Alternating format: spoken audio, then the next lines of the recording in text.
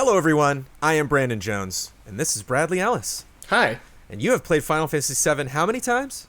The original? Just including remake and everything. I mean, how many playthroughs are we talking I don't know, Jones. How I've probably beaten the original like 5 times, maybe. Yeah, maybe less. I don't know. It's probably the same thing with me with Final Fantasy VI, and Final Fantasy VI is probably never going to get a remake. I don't think any game in the world is ever going to get a remake as insane as this remake that we got, that I have now finished. And if you have not finished it, I warn you, this is the spoiler mode. So we are going to talk about spoilers. We're not going to get into a lot of future talk because, frankly, I am not prepared for a lot of that stuff. I actually am curious for Brad to maybe answer some questions that I do have. I have seen Advent Children a couple times. So I do know. I did play, I played a little bit of Crisis Core. I did play Dirge of Cerberus. I do have a little bit of outside knowledge. Yeah, dude, I forgot about that. It's awesome. But we are going to get, neck deep in all of those spoilers. So if you haven't played 7 Remake and that stuff matters to you, then check out right now, because spoilers start now.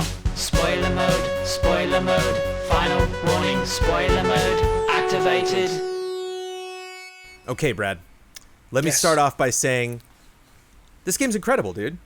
Dude, it's insane what they did. It's like, yeah, there were parts that I liked, there's parts that I don't like. I can criticize, stuff in this game for days, but I think this is the most elaborate remake of any game that's ever been created. Oh, yeah. The most ambitious, for sure. It's just absolutely nuts. And to kick things off right at the start, I got a little surprise for you. Oh, okay. Let's go. As I did tell you this, that I bought Final Fantasy VII for the Nintendo Switch. And I cracked it open when the demo came out, and I played up to the boss fight. I didn't actually do the boss fight, but I think we were having a meeting or something, and I was doing something, and I was like, well, I can just play 7 in the background. And so I just did grinding, like literally Avalanche was like, come on, Cloud, let's go. And I was like, nope. And I just leveled up Cloud just in that intro area. And so I was way over leveled yesterday when I was like, let me jump back in from this point and see if I probably won't be able to play up to the point where Remake ends, but I will be able to play a little bit more to have that frame of reference. Oh, I got there no problem in one day. Yeah. Midgar is really short in the original game. I destroyed Midgar. Yeah, it's real small. Like, oh, and I went to Calm, and they started that cutscene, and I was like, well, I don't really need this, and I saved in the overworld. So I'm really curious to pick, because gosh darn, I'm super invested in the story now, and I do know, a bit about Genova. I know about Sephiroth's backstory. I know about Zack. I know about a lot of this stuff that this game only alludes to, but certainly you know a lot more than me, and I'm the little ghost guys flying around, and Sephiroth's involvement in a lot of this stuff. I'm very curious about, but I'm glad that I at least have that frame of reference on the differences between those two things, and so I want to talk about that a little bit because, boy, they added so much. Oh yeah, a ton. Just a ton. A ton. There were so many things I was expecting, and even going into it knowing like, okay, this is probably so much more elaborate. The side quests are like the big deal. I was like, those kids are probably not there. The school's probably not there, but like there's so many things that blew me away. The sewers were 2 screens. Yeah. In the original, yeah, it's so small. He hits the lever and I drop into the sewer and I'm like, here we go. Okay, there's gonna be this whole, puzzle section and everything. And when I climbed up the ladder, I was like, is this the Yeah. Everything is much more elaborate. The 3 characters in Wall Market, the 3 kind of Dons, not other than the obvious Don, literally named Don, but the Chocobo guy, the dancer guy, and then the Madam, that was really interesting. I wonder what they were based on, because there wasn't even a mention of their worlds or anything. Yeah, I mean, I don't remember. It's been a while since I played the original, I guess, but I don't remember necessarily exact characters like Andre. They might have been present in the game, or if they were, they were just super minimal. Like Johnny was in the original game, but I barely even remembered him. Yeah. But he was much more fleshed out in this game. Yeah, I definitely had an eye out. He's not called Johnny the first time you see him, but I definitely was like, oh, there he is. Yeah. And this was really fun, actually. I know about this world, but it was fun to do it backwards. I really enjoyed it. It was really, especially how quick it was. Yeah. And then recognizing after the fact, oh my goodness, even stuff that kind of goes beat for beat. I think the whole Don Corneo, when you go into his like lair, I think that actually, felt, how Aerith gets her dress and everything, that's very different. But once you actually go in, all of those beats going down to the basement and a lot of the dialogue in his room is similar. But even in those moments, man, it's like there's so much more going on. Yeah, I mean, everything's just more fleshed out. Yeah. And more like, I guess, natural feeling in a lot of ways. Like the characters feel more like natural. Like obviously they're not completely natural because they're like anime characters or whatever, but they are much more like expressed better, I guess, in this compared to the original. And I think, I can talk about the differences that I noticed as we move on, but I really want to focus on the positive starting out and the stuff that I really, really enjoyed. Obviously, there's a ton more time to spend with these characters. And I'm actually seeing this opinion reflected a lot with people online. The best character, hands down, in Remake is Barrett, man. He is... Love Barrett, yeah, 10 out of 10. So good, and it's like, going back to the original and seeing the moment where, like, they escape the fall of the plate, and then he turns around and it's like, wait, no! And there's trapped off from everything. He's freaking out about Marlene, and he just, I was playing on 3x speed, and so his little, like, polygon fists are just like, when he gets so upset, and then seeing that realized again, I thought was just so satisfying. I think he's just, because actually one of my criticisms of the other characters, I think he and Aerith are really the only characters in this that I really felt, I'm not saying they do or don't, in like a truth sense, but just from me personally, I didn't felt that Cloud and Tifa had like the arc that the two of them had. I definitely felt you learned so much more about Aerith and, discovered so much more about her character. And I really feel like Barrett's really run through the ringer and really like puts his heart on the table and is a really interesting reflection of kind of what they wanted to do with his character. Yeah, because Barrett in the original is like super, like how he is in this, he's super over the top and loud, kind of like always trying to act tough and everything like that. And I was really surprised how well that translated into this game. Yeah. Because the original 7, it's a super serious game a lot of times, but there's also a lot of goofy moments. Like, Barrett is a kind of a goofy character when you look at him. Yeah. But how well he translates into this remake, like, he is still goofy and loud, but you can't help love him. Yeah. You can't help but love the guy. Well, he cares so much, I think more than anybody. He's so committed to Avalanche. He's so determined. He's always kind of dragging like a lot of these other people into the missions that they have to do. And yet at the same time, he's a liability. Yeah. Because like that moment on the train is so great. And that's why I chose, actually, I cut the review, the script that you wrote, and when you said, like, all of the characters are done really well, I really wanted to show that moment of him bumping into the Shinra employees. And, like, Tifa and all these other people are like, calm down, man. Like, we're not even home yet. Just chill out. I can't believe... I wonder actually if the first time that you played Final Fantasy VII, if you felt you had enough time to connect to Biggs, Wedge, and Jesse before you lost them. So, I mean, I played before they left the story. Yeah, again, I mean, I played it when it came out, which was like 1997. I was like 10, I think, or something like that, 10 or 11 when it came out. And I remember, like, they were kind of a blur to me in a lot of ways because they're not in the game that much. Yeah. When you think about how much goes on in 7, when I beat 7, I wasn't necessarily thinking about... Yeah, I'd think about stuff at the beginning, but I wasn't thinking about, like, those members of Avalanche that you kind of really don't hear much about afterwards after that. They're just kind of there, they die, then the story just kind of goes off its own thing. But yeah, I mean, this game... Man. Boy, are you going to get to know these characters, and guess what? You're going to like them.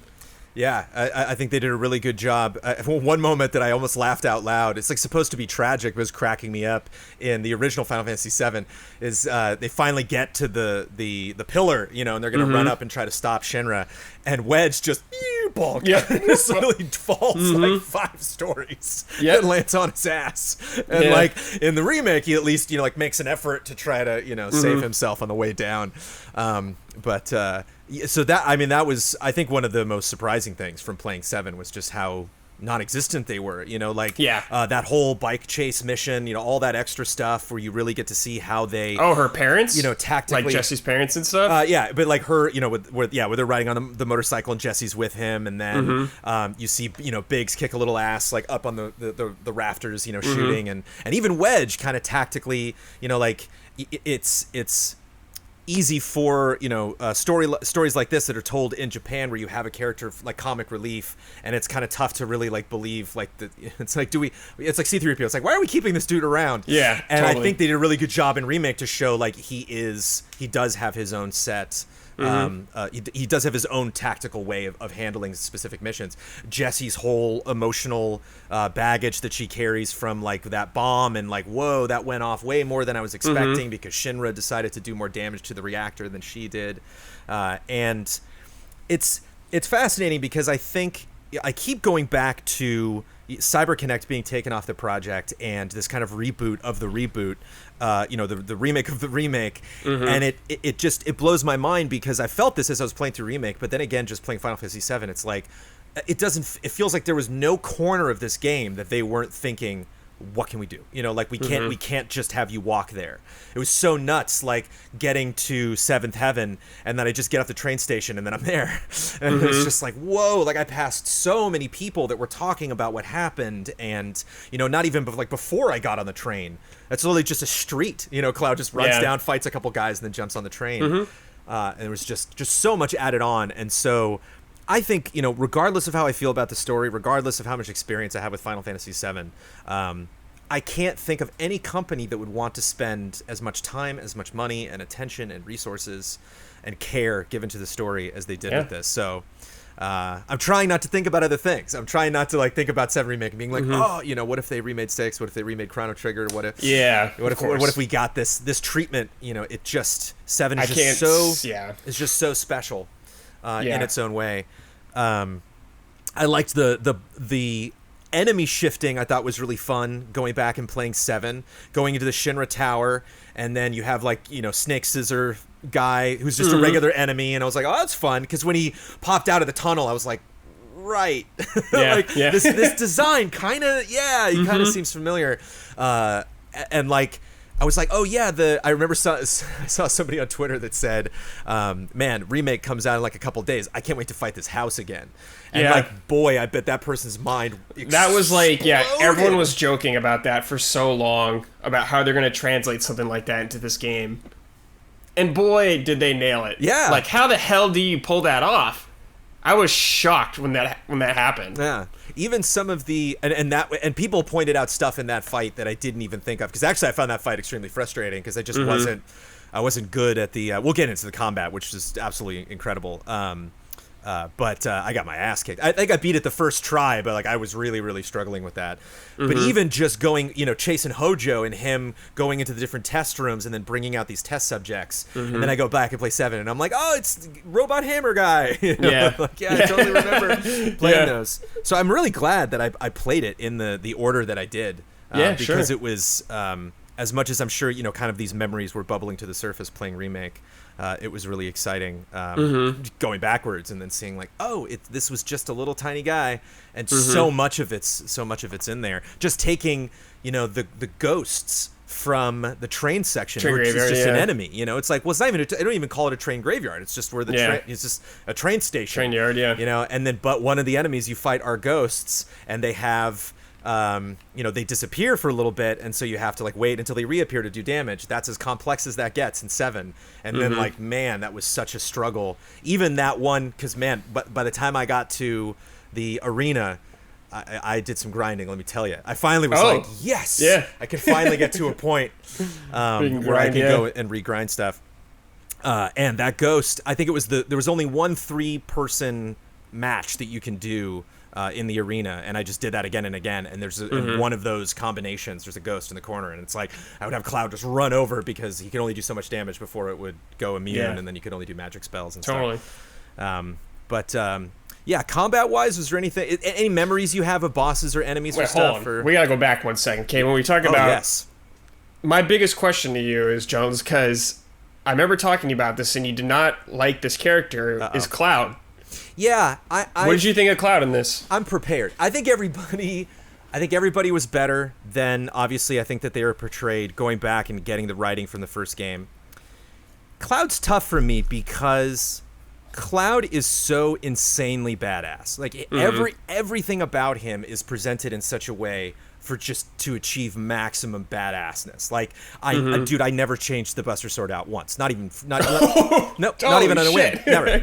What's the point? Wow, dude. This sword is so cool. You know, it's just. Well, wait, did you get the other weapon abilities? Oh, totally. Yeah. Okay. Yeah. Okay. I unlocked all the stuff. I bought all the. I made sure every time I got to a new store, I bought everything, and that's actually something I really liked was that you could tell how many you own versus how many are equipped and stuff. And so I just looked for that 0 and like yep. And I did change that. You know, I changed Tifa and Barrett. I think we got the Big Bertha. That's what I stuck on for Barrett. And then I think Aerith was the most I changed items. She got like the Mithril Rod at the end. Like, she got some really, really cool stuff. But it's just so iconic, and I think. It's so fascinating seeing him realized in 7 and then seeing him upgraded to now, because it's like it kind of reminds me of what he does for like a strong, capable action video game character, mirroring kind of like what Indiana Jones does for film. Like he's so iconic, you know, like you could have Indy, you know, like stand in a doorway and you're just like, that's Indy. You can tell. And like he's just so classic cinema leading man, you know, awesome character. And to me, that's Cloud. Like Cloud is just such a badass. And then when you even get into his story, like having this guy who, you know, has his issues, is fallible, but at the same time is so capable. And I found I was actually more interested in what other people had to say about Cloud than what Cloud said about himself. And that's, I think, one of my biggest criticisms of Cloud is he's kind of a blank slate. Like he doesn't really, I don't really felt he grew in the span of the story. So, obviously, if I had more experience with the entire game, I think I would feel differently. I feel like Cloud is like, he definitely puts up a tough act kind of thing. Of course. But like there is like moments of vulnerability of him like getting really uncomfortable and feeling awkward, especially like at the dance scene. It's like that's him just being like, fuck, I don't want to do this kind of thing. But like he does it. But yeah, I mean, obviously Cloud will grow more and more throughout the games because it's just part 1. But yeah, I feel like from compared to the original game, I feel like he definitely grew a lot more compared to that. Like think about his relationship with Barrett, kind of where they started at to how they were at the end. They were bros at the end. He even says that that's a combat ending where he's like, "Hey, we make a pretty good team." And Barrett's like, "Who would have thought?" You know, but Barrett's a great example. Like I felt I understood how Cloud was growing through the story more through Barrett, you know, more through things that he would say. Actually, even the cowboy guy, Cowboy Sam, who the Sam. voice actor did like a great Sam Elliott impression. Yeah, I got to look him up actually because I think Chocobo Sam. Sorry, I think Amanda knows him. Oh, really? Sick. She was in a panel at a convention one time, and a guy did this like killer, the best Sam Elliott I've ever heard. And so when he started talking, I was like, I wonder, because there's no way they got Sam Elliott, but. I think he said something to Cloud where he was like, he's like, man, it seems to me that you know how to use that weapon and you don't know how to do just about anything else. Yeah. That I liked it. They said that they are aware of it because when you address Cloud that way, when he does kind of feel like a fish out of water, when he's just like, I just don't know where I belong. I don't know what's interesting. It was just difficult for me. I think my major criticisms was like, I went straight from Terra to Cloud. So you start Final Fantasy VI, you have this character who can't remember what happened, you know, much like Cloud, like doesn't really have that connection with who she is and how she was created. And it's actually similar to Cloud in a sense of like where she got her power from was kind of this like, you know, a genetic crossing of magical beings and regular beings, and she is very nervous about discovering her abilities. But there's a desire in Terra to learn that stuff. And I didn't really feel like a desire in Cloud to do anything. So even one thing that I felt kind of was not necessarily rushed, but was just a little strange was when he puts up with Aerith. You know, when he meets Aerith and she's like, "Hey, do you want to be my bodyguard?" And he's like, "Yeah, sure." I was like, "Oh," like he like always kind of like he agrees, but he like never agrees like as just like super easy. I guess he's just kind of like he always sounds annoyed about something. Like he'll begrudgingly do it, but he secretly kind of like wants to be accepted by everybody. Sure. And one moment that I like that's in both games that I feel is just a rare moment of Cloud being nice is he crashes through the roof and then Aerith wakes him up and she's like, "Hey," and she's like, "You're okay because these flowers broke your fall." And he stands up and is like, "Oh, I'm sorry." Yeah. And she's like, "No, it's fine." Like they're a little more durable than most flowers. But I like he actually does legitimately feel bad. And yeah, I think and Tifa's great. She's badass. I love the relationship between Tifa and Marlene. I loved the Aerith Marlene scene, especially recognizing it after playing 7, that you don't even see that. Aerith just leaves and then shows up later on the helicopter. And actually felt I was a little confused in Remake because you see Marlene and her hand in hand walking toward the helicopter, and then she shows up at Aerith's house, and it's like, what? Like, I guess she just like left her. It was just like, go run to my house. Like, told Marlene where it was, or the helicopter let her fly over and drop. But I think, I mean, there's no question, even if, I like some characters more than others, that everyone is so much deeper and so much more interesting. It was funny that, like, Palmer from Shinra is almost kind of, like, as comical as he was in the game, but, like, everyone else is so much deeper. Reeve is so much... Reeve, yeah. So much more developed, Heidegger. Heidegger was so much. I mean, he's a little comical. Scarlet, yeah. But again, the characters that we talked about at Wall Market. But oh damn, there was one. Oh, Seng was so much more interesting in this. Yeah. I was really surprised and kind of disappointed when I went back and played 7 that he's just like, he's just always, when he shows up at Aerith's house in the flashback, he's like, we're taking her, and he shows up at the helicopter and he's like, mwahaha, and I just thought he had this really cool, chilling, presence about him when you really kind of first, I don't know if you see him before that moment, but like when you first meet him, when he strolls into 7th Heaven, and just this relationship that, Aerith has with him, and the understanding that the two of them have together. I thought he was really great. Well, Jones, definitely some of your concerns about character development will be answered in other parts. Oh, sure. Because their story hasn't come yet. It's coming. Yeah. And I was the marketing on this game. I was absolutely sold. Like, I did not play this game for this video. This was something that we looked ahead at May, and we were like, hey, why don't we just do a bunch of videos on this? Because there's lots of interesting conversations that should be had. I was just completely sold, and especially when that demo came out, I was like, oh, forget it. Because to get back to the combat, man, it's so good and depressing to play 7 again, because like they got their limit breaks and that's it. They have their attack and they have weapons, and it's cool. I love the freedom that you get from the materia system, but how unique they are in this and how clever it was to have the 2 melee and 2 ranged characters, and just the I'm a big fan of slow-mo in games. I'm a big fan of like freezing moments, really focusing on things, and just like how awesome it would look whenever you paused the game to try to think about what you were going to do. And just sometimes you would catch it just right in the middle of this awesome particle effect.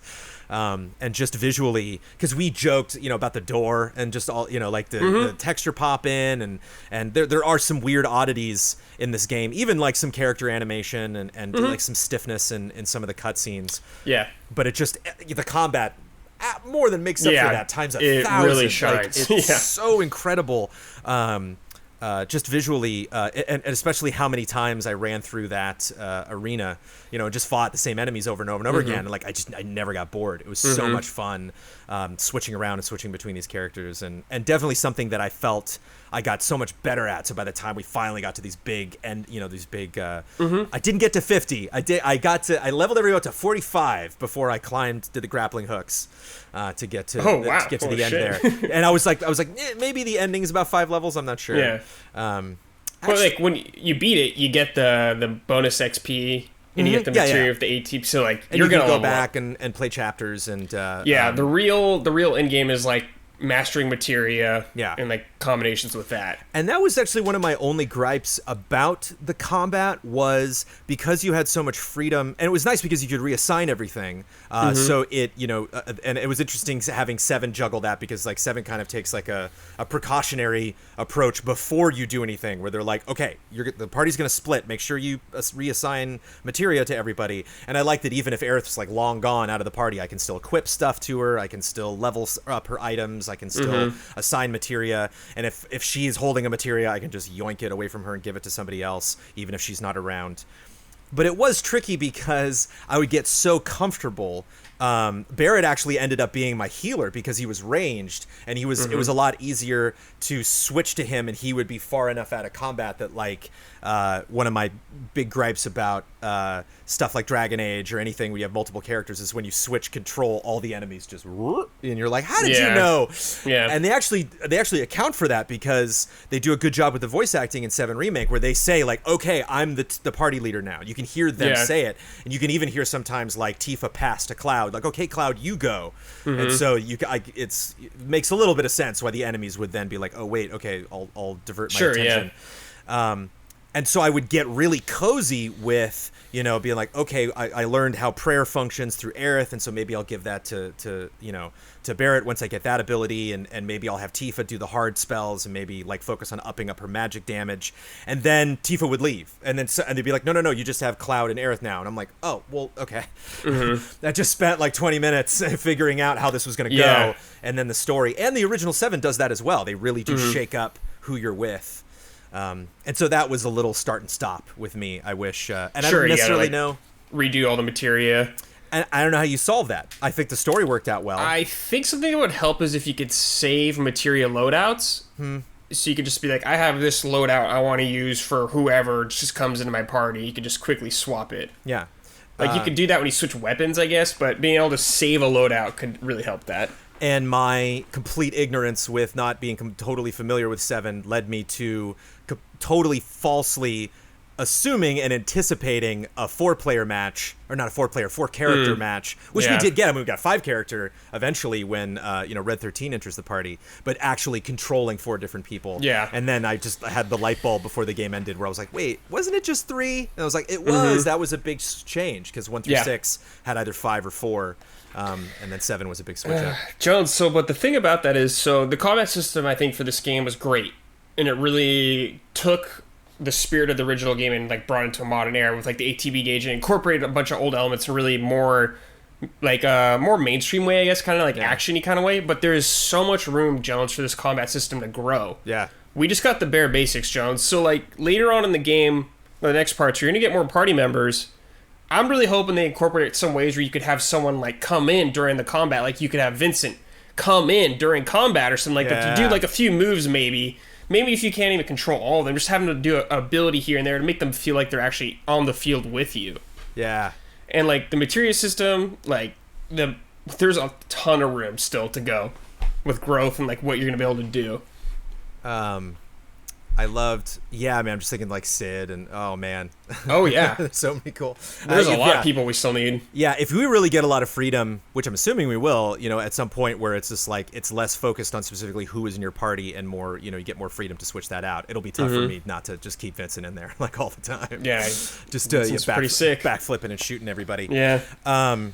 I loved, now that, I just mentioned Red 13 and loved him, loved his introduction as compared to just having played, that ending in the original 7.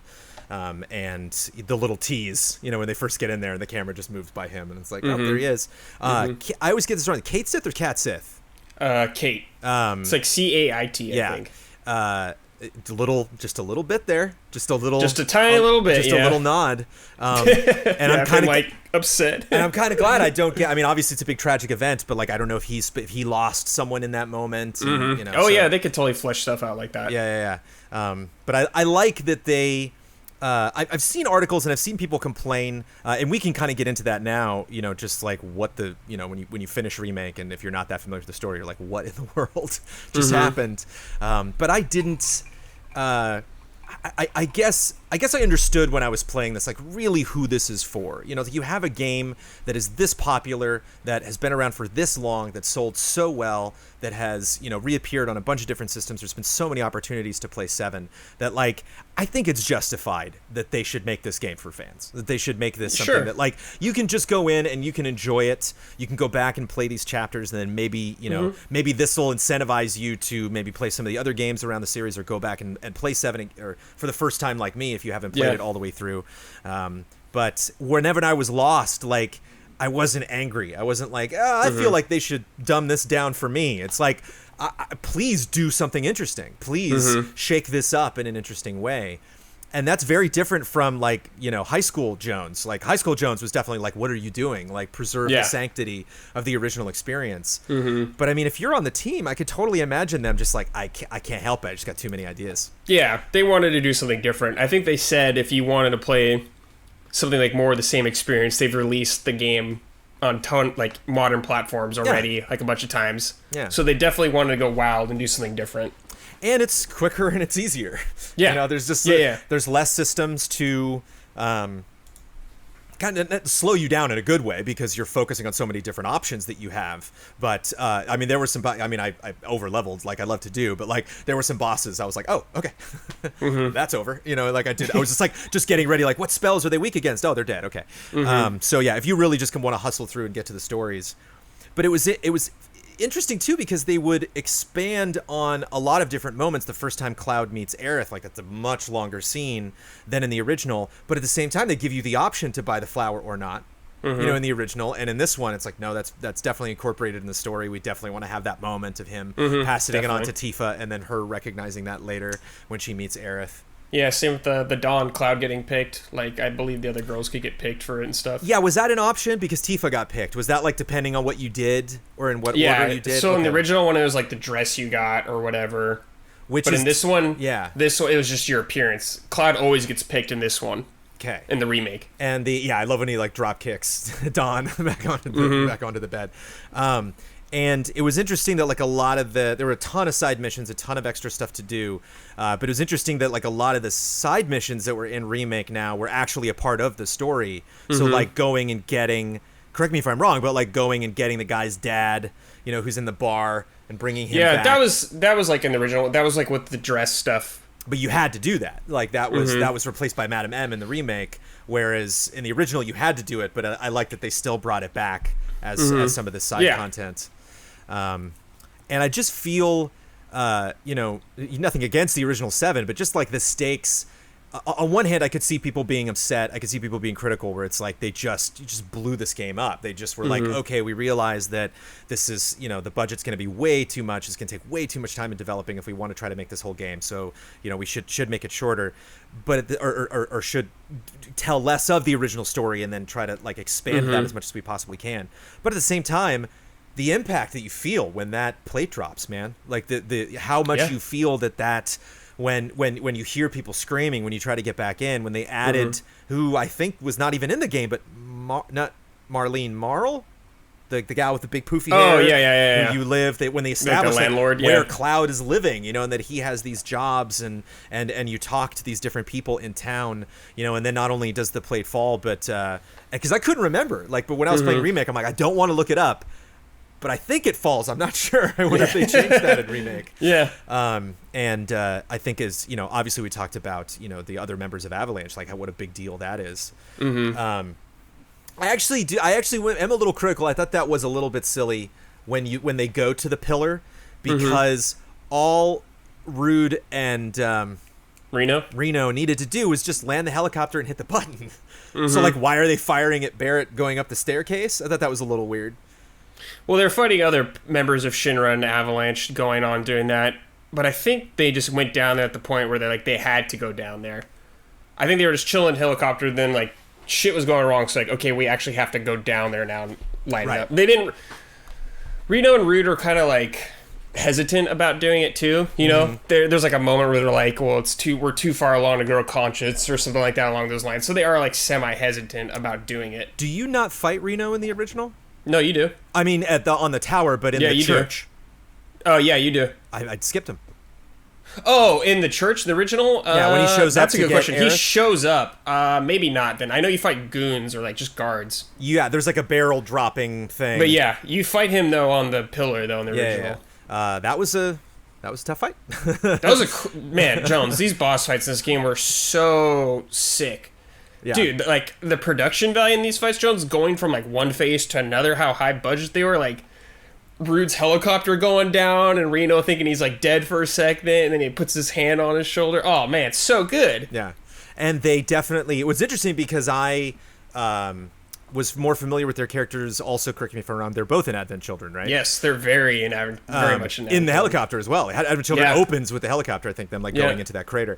And so one of the things that I thought was fascinating for me to kind of be on the outside looking in at fans was a lot of fans being obsessed with how characters would look moving forward, and I was like, I'm confused. I thought we saw them already because they made a movie of this, and so it wasn't that much of a surprise to me. I guess people were complaining about Tifa and some of the other designs. Oh sure, yeah. But to me it was very those two characters specifically reminded me a lot of their incarnations in Advent Children. Which, of course, I totally want to go back and rewatch now.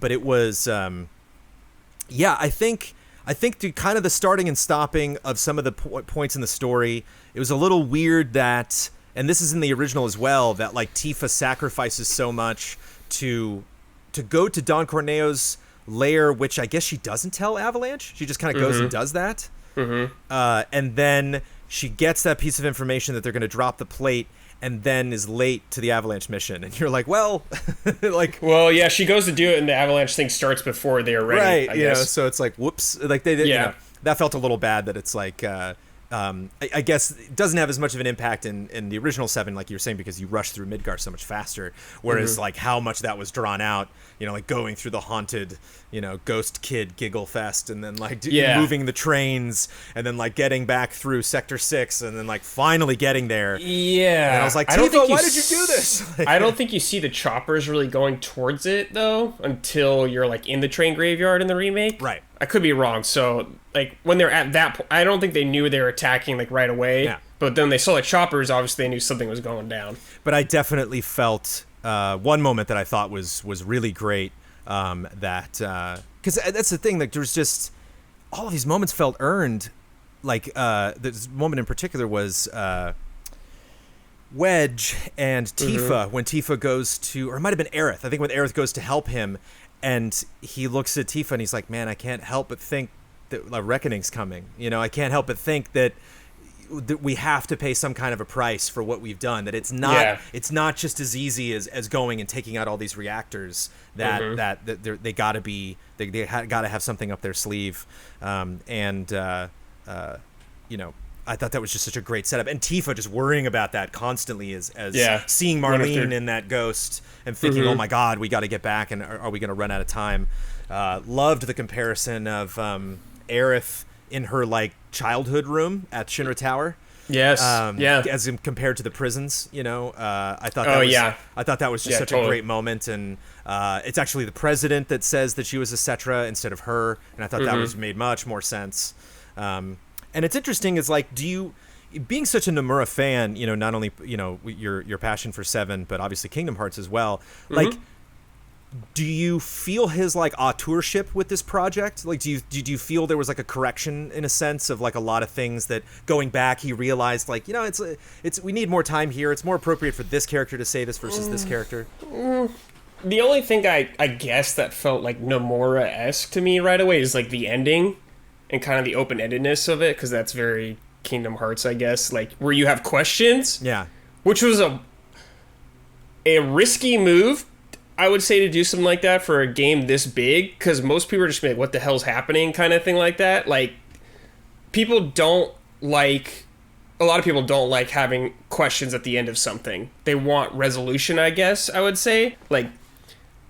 Definitely leaves shit open for interpretation, I guess, at the end of this game. But the thing about a lot of this stuff is, Jones, a lot of the people who worked on the original worked on this one too. Yeah. The writer is the same writer who wrote the first game. He wrote this game too. So obviously Nomura has an influence because he's the director, but it wasn't as crazy or off the deep end as Nomura usually goes.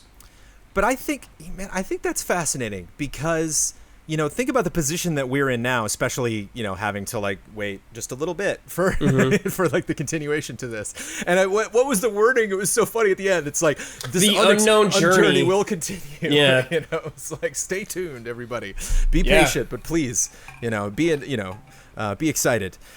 But I like it because if everything was the same, if they just kind of added more scenes or maybe like called upon things specifically that newcomers don't know about because they haven't played 7, then we would be in a position of newcomers kind of feeling inferior in a sense. Like we're entering the conversation now, and we don't really bring a lot to the table. It's like we just basically have to sit and then read the Wikipedia pages, or I just have to wait and for you to explain everything to me, and then it's like, oh, okay, that's everything that happened.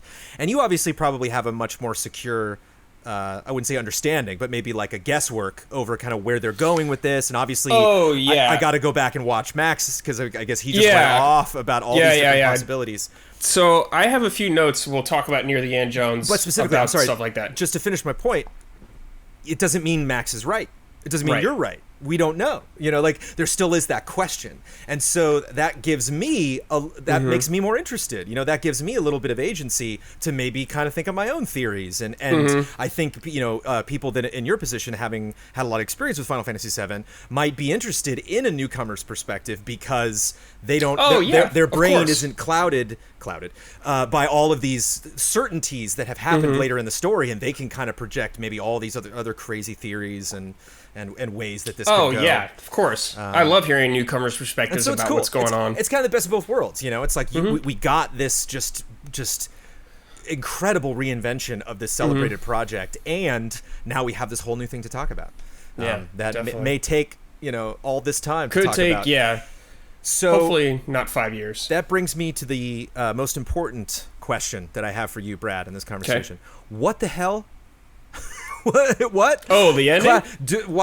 White cloud to broken world to giant spindly monster arm. Yeah, okay, Jones. Triad elemental to Sephiroth fight. I mean, I knew, like, if you were to ask me even 2 hours into 7 Remake, it's like, how do you think this is going to end? I'll be like, I'm gonna put my $100 on a Sephiroth fight. I'm just gonna say that, like, why not? It's like, I bet fans would be like, if that hadn't happened, we're like, I don't know how the hell you do it, but like, considering he is in it, I was bummed that he wasn't there. The game, I felt like before I played as Jones, I knew the game couldn't end exactly where I thought, or it wouldn't end exactly how I thought it would end. Right. It ended where I thought it would at the point of the story, but not the same outcome, because when you get out of Midgar in the original, it's like that freeway boss, right? And it's like you're out. I'm like, there's no way they're gonna end this game on that, right?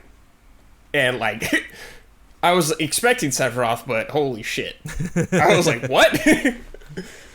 But okay, so I mean, I'm gonna talk about spoilers, I guess. I'm gonna bring some stuff up. So if you're really sensitive to spoilers and anything, if you haven't played the other games, some people would just kind of want to keep their mindset. I'm gonna try to keep things like. I'm going to try not to bring up stuff from what would happen in the future for the games. Right. But if you're super worried about it, just be aware. Okay, Jones, so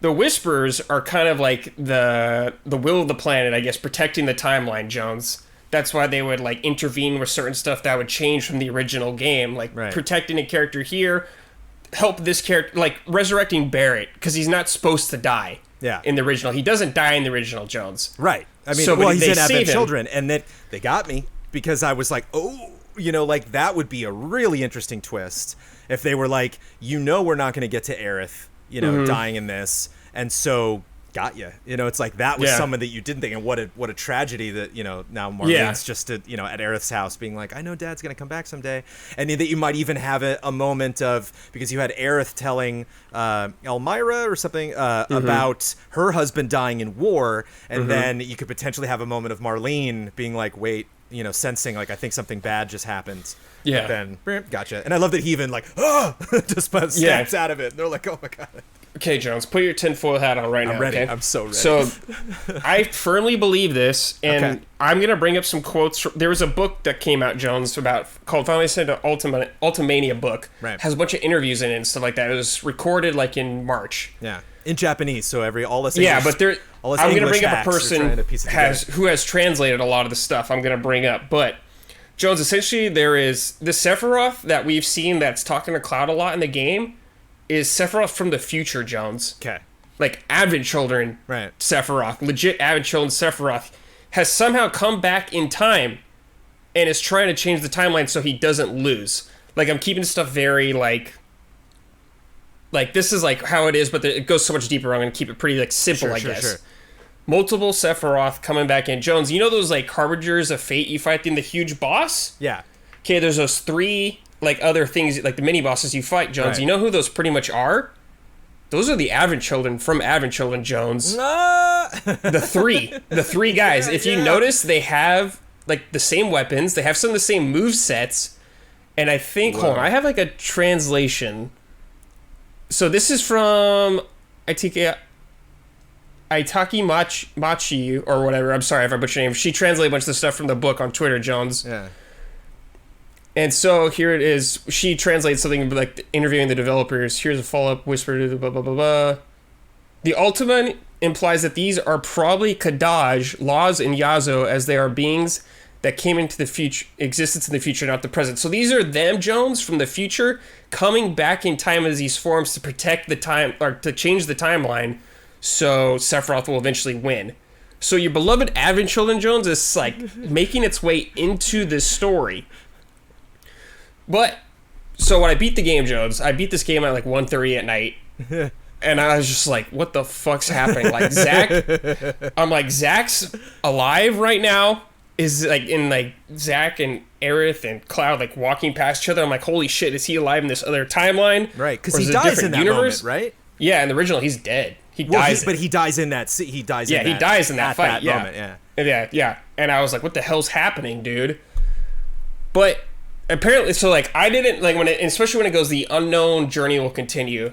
I'm like, holy shit, is this game going to be completely like different now from the original? And Sephiroth says continually, like, he keeps talking about the future and these things haven't happened yet. And just he's like, Cloud, leave it, like literally come with me right now. And clearly, like, I've got this figured out. And it's so it was interesting. That's why I think it was like, because you can't do this with any story. You know, you can't just take any remake. Like, you can't do a version of Resident Evil 3 where it's just like, you know, like Leon from the future like comes in. Yeah, it doesn't work. But like going back and playing 7 and like all these allusions to Sephiroth, you know, like all these moments, even in the original, where Cloud's like, you know, like he gets his headache, and you know when he first sees Jenova, and it's like, wait a minute, like even when they go to the first reactor and he flips, and Barrett's like, come on, man, like get it together. Like, so there is a structure for that. Like the you know, one moment that I liked that was in both was Palmer seeing Sephiroth, was him being like, wait, what? You know, and so it kind of echoes in different ways in both games. It's like, well, what Sephiroth was that? You know, like was that just an image? And it was really fascinating having these little Sephiroth flashbacks in Remake, and then just this kind of blurred line between like only Cloud can see them. They actually do establish at one point, I think it's Tifa that turns around and sees Cloud just staring at nothing, and it's like, Cloud, hello. And then when they're in front of Jenova at the end, who, boy, did they blow that up. You know, like Jenova was in just this little tank that's just like a little tent or something. And then in this one, like, that was huge rooms. That might have been my favorite moment of the whole game. Just design-wise. Just design-wise. And that's when, is that the scene where the infamous, like, where he, like, takes her off and he has the... So, is that like no, that will happen. They'll show that probably in part 2. Okay. But when they show that, is that a flashback to him taking her at that moment? Yeah, that's like, that's something else.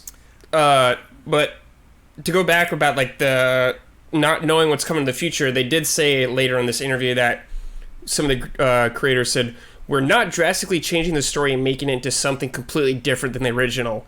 Even though it's a remake, please assume the story of FF7 will continue as FF7 always has.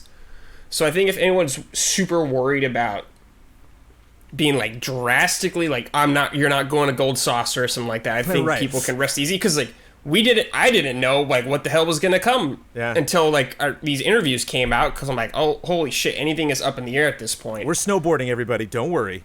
Yeah. I hope so, dude. But I mean, you look at, but it's already different. You look at Remake and so many things are different. It's very different, yeah. Just massive groups of characters. The whole arc of the Queen of the Slums, or what was her name? You know, like that whole string. I mean, that's like the Angel of the Slums.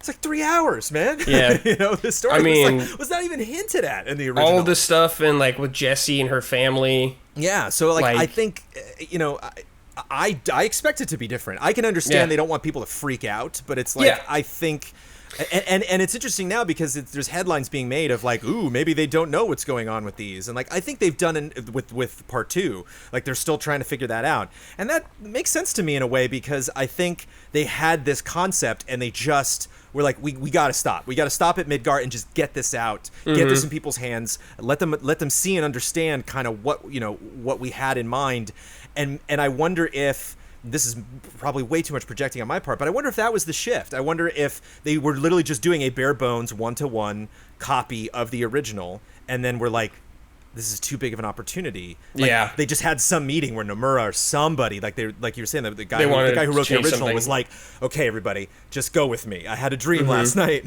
of where we could possibly take this and what we could possibly do with this. And to me, that's so much more exciting. And I am not super invested in this world and these characters. And I'm giddy about this. I think it's so cool where this is going to go. Yeah.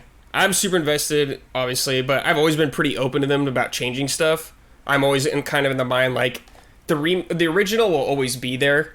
It's not gonna get like taken away. This didn't replace the original. To me, it stands side by side as something different. But they both offer totally different things, though. But that's fascinating. Dude, you got to hear Max talk about it, because Max goes I'm gonna go super crazy deep. I'm just like briefly touching these subjects. I got to tell you though, the one thing that I did click on was, and again, we're in the spoiler part of the spoiler mode. So again, if you're sticking around, you know what you're up for. But I just wanted to make sure, like I saw that it went up, and so like I clicked on it, or somebody linked to it on Twitter or something. So I clicked on it and I watched it for 30 seconds, and it was just Max, and he was like, so. When you reunite with Jessie later and she's in the play, she won't remember who she was in the other. And I was like, okay, I can't. This is just so. Yeah. He's referencing a thing I don't understand in ways I don't understand it. And it's like. Jessie and Wedge are alive at the end of this. Well, I mean, Biggs we know is alive. Yeah, sorry. Jessie and Biggs are. Because, Biggs 100% we know. We see Jessie's, glove on the desk next to him. So I assume. I saw the headband. Talk about, yeah. Her being an actor, I assume she'll be, whenever we get to Gold Saucer, there is a play scene in the original, and I assume she'll be in the play. Now, if she doesn't remember us or not is another thing. Yeah. It's tricky because I wonder if people... It's going to be tough because I wonder if people might be a little disappointed when we finally get Remake Part 2, and then they have had so many big crazy dreams on what could possibly happen based on what was done in Remake, and then it just turns out everybody wanted to take it in a different direction. It's going to be the classic, the Snoke theory stuff. Yeah. You're like, who is Snoke? People always freak out, and they're just like, it doesn't matter. Part 2 will be the last Jedi of the Final Fantasy universe. God, I hope not, dude. That would suck. Jones, obviously, there's a bunch of uncertainty in story and speculation that can be done, but the thing I'm most curious about is how they're going to present this world that we're going to be out in now. Right. Because, the first game is all Midgar, and the original game, Midgar is a very tiny thing. Then there's this huge moment when you leave the city the first time of, this vast world. How will they translate that into this new game? I think that's where a lot of, their uncertainty, maybe in development, is coming from. Right.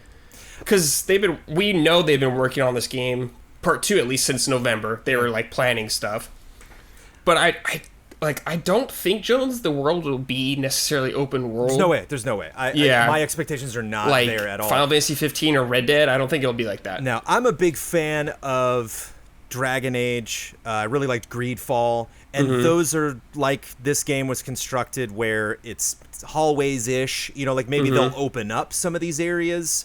But I think it'll kind of be a double-edged sword, whereas it's going to be a lot more open in potentially the perspective that you're given in the world, how the world feels. Definitely Midgar has a constrictive feel to it. And I think, just to be blunt, I think that's one of the reasons why I didn't like 7 originally is it's gross. Midgar's not a pleasant place, right? I guess. It's smoggy. It's a big dump, and totally. even it's green. It's a very oppressive environment intentionally. You want to feel that presence of Shinra, and that's actually why it's a really fun, eye-opening moment, because you have Barrett just repeating himself again and again, Shinra, and then you get to this moment of Sephiroth, and you get Aerith, revealing who she is and her lineage, and then you just kind of get this eye-opening Shinra's just a pup. It does not. Shinra's Yeah. not our big threat that we need to worry about. And and that's why that the box art's so great of Cloud looking up at that skyscraper, and it's like, dude, that's the first 5 hours. You know, it's Yeah. like, that's, This game is like, I think in the review I just said it was like the end of an arc kind of thing like that. Oh, This yeah. was the Midgar Shinra Corporation arc. So- but now we're going to go on to the Sephiroth Genova stuff. So where I think it'll be frustrating a little bit because what people are used to in terms of the overworld and the freedom that they felt, and when just the boom, this world kind of opened up Yeah. after they left Midgar, I think it'll be a little frustrating. It'll be hard to adjust to. But at the same time, you look at what they did with this game, and you look at, the moments where, like, especially after the plate falls, and you look up, and it's like, whoa, like, that's so crazy that the backgrounds, and if you really scrutinize the backgrounds, if you really look at them carefully, like, they're kind of pixelated and grody, but, like, just at first glance, like, that perspective is incredible what they were able to achieve, and especially going back and playing 7, the scale of what we'll they be on did. next gen for part 2, which will Of course. help. Yeah. So I don't know if it'll be. I assume it'll be PS5 exclusive for like a year again. I won't mind at all if it has just the same kind of, again, just general hallway approach, and you have Chocobo, fast travel if you want to get there, and then you can go back to places kind of like when you went back right before the grappling hook moment, where the game kind of was very direct with you and said there's a lot to do. You can skip ahead, but we recommend you don't. It's up to you. That was actually when I really, really fell in love with this game. When I was like, here we go. Like I can imagine people being like, oh, I'm just recycling the same old environments. God, I loved it. There was I didn't even realize the Chocobos were there until like the last fifth of my gameplay experience, because I had no problem running through these environments again, leveling up. And that actually kind of was one of my only criticisms in terms of like a role-playing game, is I felt I didn't get a chance until that moment to really just kind of have fun, like really not just to have fun, but like really just kind of do whatever, just cut loose, and just like experiment and swap in characters and really get super familiar. I felt like every fight I was in, it was the spotlight was on me. It was go time. It's like, you can't lose this fight. And so even honestly, I think my most frustrating gameplay moment was the end of the sewers with all the Sahagin. Like there was one little part right before they leave the sewers that like I kept repeating for like an hour, because I just would get worked, because they would just jump up in the air and kill everybody. And that's like when I was really kind of forced to like, okay, here's what I get what I have to do. But I think I got to that point because it was a little unusual to me, because I wasn't able to have the freedom that I had in some of those later sections. So that's what I would look for now that we're very familiar with how this combat works. I know they're talking about changing it up in part 2. But I wonder if we'll have a little more freedom out of the gate in the first game to swap characters. I think you will, because it makes sense from a story perspective. Like, at this part, like, the characters were divided in the story. Like, it's not like 6, where you, like, you get to decide who you want to go with or whatever at that split up point. Yeah. It's like you're very much following a linear story up to this point. Interesting. Another relationship that was developed so much more. Again, it's a Cloud to me isn't the most interesting person. It's how everyone reacts to Cloud, and everyone reacting to him being a soldier. Him and Aerith's mom. Aerith's mom in general. Like in the original, they're like, we're going to go rescue Aerith. And she's just like, bye. And in this one, like, no, don't. Like, it's fine. She's fine if she's there. She lived there. Like, I think she's probably fine. And they're like, you don't understand this company. You don't understand what you've put yourself in. Like, it was really nice of you to bring her into your house, but, like, you don't realize, like, we're learning all this stuff about Aerith, but at the same time, you don't understand, how evil and truly monstrous this company can be. And just her relationship with Cloud, just that moment of, like, just get the hell out of here. And, that was that line. She goes, you boys gave up a normal life for power, or something like that, because she knows he's a soldier and what that entails. And I'm like, man, that is so good. But just him. Speaking of soldier though, Jones, we didn't even talk about Roach, brand new character. Soldier, the guy with the mullet doing the motorcycle. Oh yeah. Dude, he's like out of his mind. He is a totally new dude. He's now that totally I've new character. I was like, oh, this is some boss. He's that they're totally another on. soldier, and like you don't really see Soldier in the original game that much, but it's like he has the eyes just like Cloud. I think he's third class or something like that. They even reference it in the original where Barrett says like, "Do you think any soldiers were there tonight?" And he's like, "No. If there were, you would have known. That's not. You won't be asking that question if a soldier drops on you." And a lot of people are just kind of like, who the hell is Roach? I didn't like Roach. I actually like Roach because I think he's an insane person.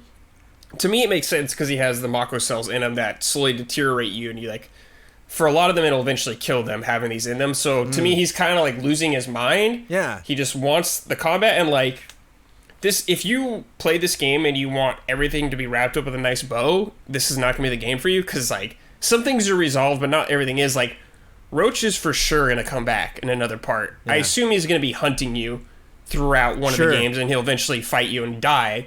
Like Leslie is going to come back at some point. His whole thing with his fiance, like tying that all in, like that's going to come back at a point. Yeah. So I'm really curious how they're going to handle all that. And really justified because you just want to hate Leslie, but he's like, come on, man. Yeah. I'm sorry. I mean, this world is where I work. Yeah. And I liked Roach because, just like you were saying, like it's good to get an image of what a soldier is like, other soldiers. And so you can see kind of his exuberance and just insanity and skill level, and then kind of see like, okay, like all of the soldiers aren't just kind of monotone like Cloud is. Like they're not like, that's what's different about Cloud. That's why Cloud's just kind of like, I don't feel like I belong to anyone. Right. Really, I don't fight for anybody. Yeah. And that in the way that the way 7 was written just comes off like he's an asshole. And in this one, you really get much more of a sense that he's just kind of lost and confused. Yeah, he is. Yeah. And just doesn't really feel that anybody else understands kind of what he's going through. Yeah.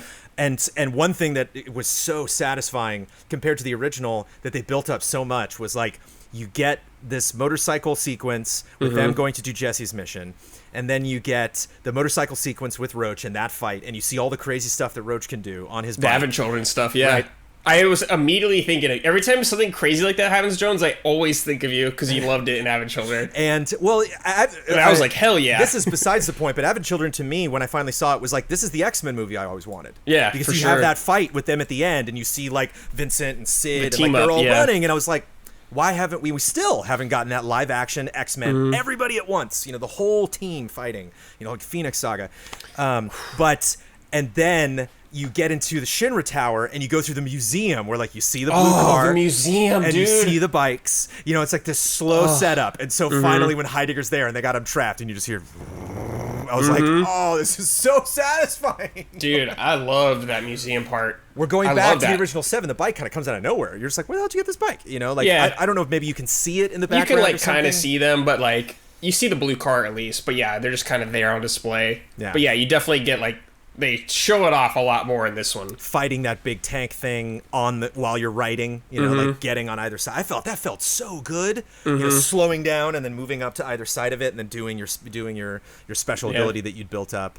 All the bike stuff really was really fun. Was really really well done. And they're like, hey, as long as we have to add this to this game that's so different from the other combat, like let's put more in. Let's make it flashy. What's the point of spending that much time with it if you don't get to spend get to do it more and more? I'm jealous, man. I think at the end of the day, just like what Huber, do you mean jealous of what? I'm jealous of you, and I'm jealous of Huber with Resident Evil, and I'm jealous of you with Final Fantasy VII. Because here I am, like a sucker, stuck on franchises like SSX and GoldenEye that are just never coming back. And not only Tony Hawk came back. Right, I know, yeah. But it just, I just think what a gift, that something like this, could happen. That I was so nervous, man, 5 years ago when we got that trailer. Everyone was nervous, dude. Was like this what is a cool, disaster. Yeah. But my heart wasn't in it. I was nervous just on the outside being like, I don't know. Yeah. Like, Square's done some weird stuff. Yeah. And it would be so unfortunate if this project got canceled or if that's why like everyone's kind of like nervous now where they're like, well, we don't know what they're doing. We don't know how long it's going to take. It's like, trust me. if they knocked this as far out of the park as they did, exactly. Even if the part 2 isn't as good as the first part, it's still going to be worth it. It's still going to be fun. Do you remember when the remake got announced and Nomura found out that he was director on it? He's like, oh, I guess I'm the director on this game. It's like, what? I don't think it will be at that level. So it took 5 years, I guess, and like the game got scrapped originally with CyberConnect 22. Yeah, because it was an idea. It was a dream that people had. It was something that seemed so, you know, it 7, you know, among many things, I think is just a celebration of 3D video games. Yeah, you know, is this idea, as much as I favor 6 over 7 for a lot of reasons, it's still, you look at those 2 games and it's just crazy that it's like, it was the next game. Like, there was literally all of these things, even having like the summons appear. That's actually just story-wise, totally random thing. That's one bummer about the World of 7, that summons aren't like in the story. They're just kind of there. Oh, and, yeah, like, they're not as a part of it. Summons are like a very important part of 6. Yeah. Just as a you know, diehard 6 fan, that was like a transition, being like, okay, like Shiva's just like, you go to an ATM and you just get Shiva out of it.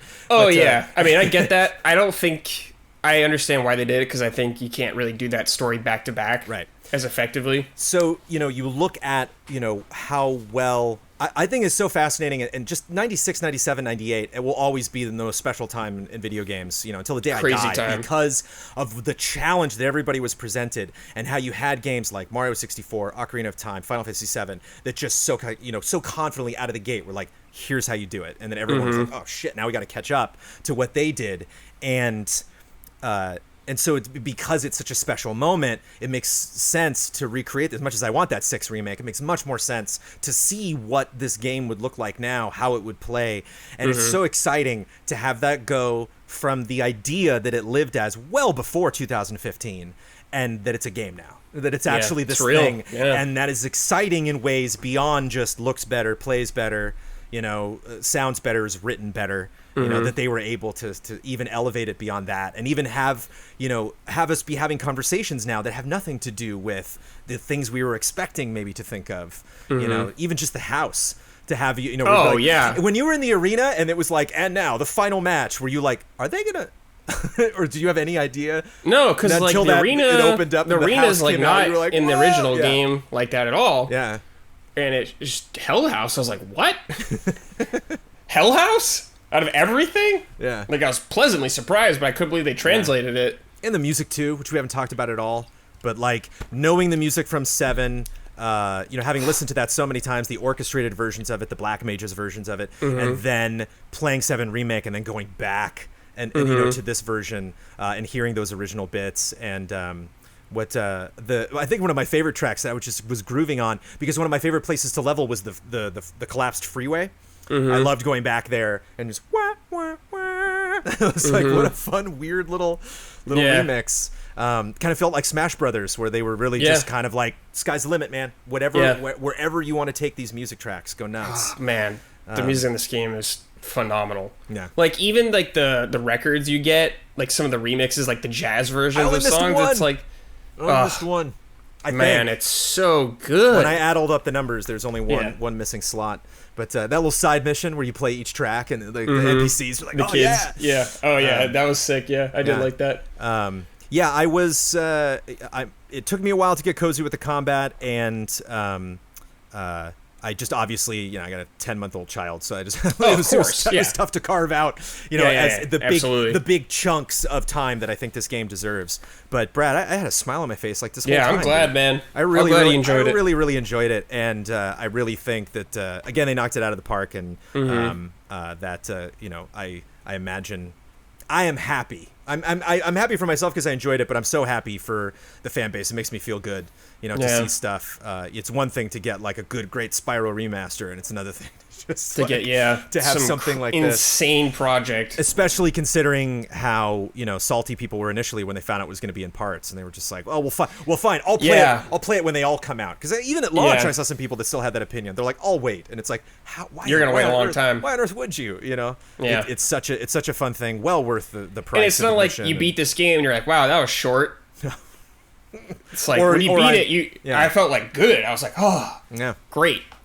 And considering how much more comfortable I feel, I don't know if I'll do it because I need to focus on other games that are coming out this year. But you know, how cozy I was with the combat near the end of the game, especially fighting Rufus, who Rufus fight, dude, that shotgun fight. Oh my god, that fight was so rad. Yeah. God, I loved that fight. And that was a great example of a fight where when I started, I was like, "What the hell is this guy doing? What is this boss fight?" And by the end, I was like, you know. Yeah. God, it's so cool. It was a delight to get good at this combat and to experiment with it more. And going back to 7 now, seeing all the different materia they added and all the different weapons and. Oh, dude. Okay, I thought of it. Okay, I have to talk about actually my favorite part of the whole game. Actually, so it's at the very end of the game, Jones. It's like the showdown with Sephiroth and Cloud standing side by side. Their swords are drawn, and it does these camera shots with this sound. It goes like, and it shows like their faces. That's what happens at the end of the original game, Jones, in the very final showdown between them. So it's like foreshadowing their final thing that's gonna happen. Well, him flying through the live stream and then Sephiroth looks up. Exactly. Yeah. Well, they showed Meteor. He tries to like. They showed all the Aerith scenes, the materia dropping on the floor in the pond, and all that. You know, like Cloud like tries to Omni slash Sephiroth in that fight, and he like whiffs. Yeah. And I was like, oh my god, dude, this is so good. Yeah. But like only if you've played the original, you probably pick up on that. Yeah. But I was just so pleased by this, Jones, as someone who loves the original, that I was still pleasantly surprised by things all the time. Yeah.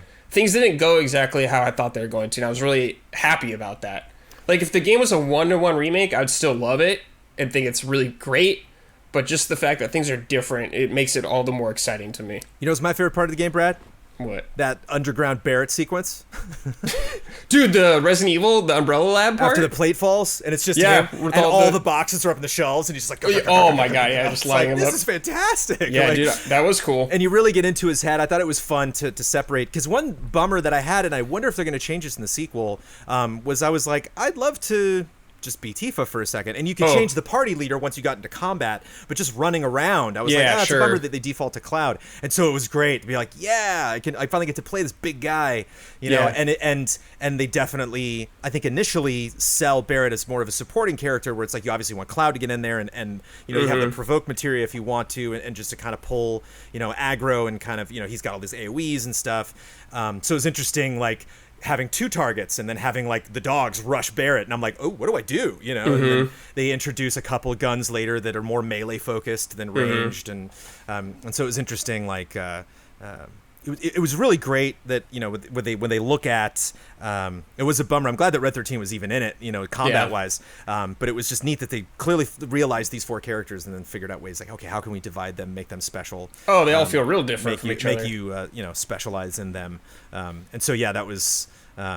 It was funny too, because I was playing Resident Evil 3 at the time, like when I was going through that part, and so it was like, it was kind of nuts, like going through labs, like it was just like Japanese developed, you know, they love labs, you know, bioweapon labs. Yeah, hell yeah, dude, I'm so into it. Yeah, I dug it.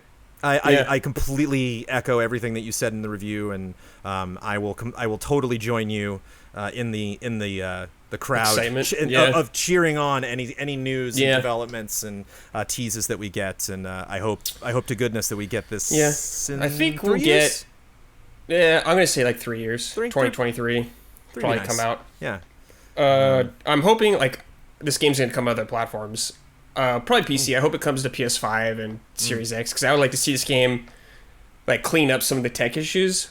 Like the texture issues obviously be nice cleaned up, maybe higher frame rate.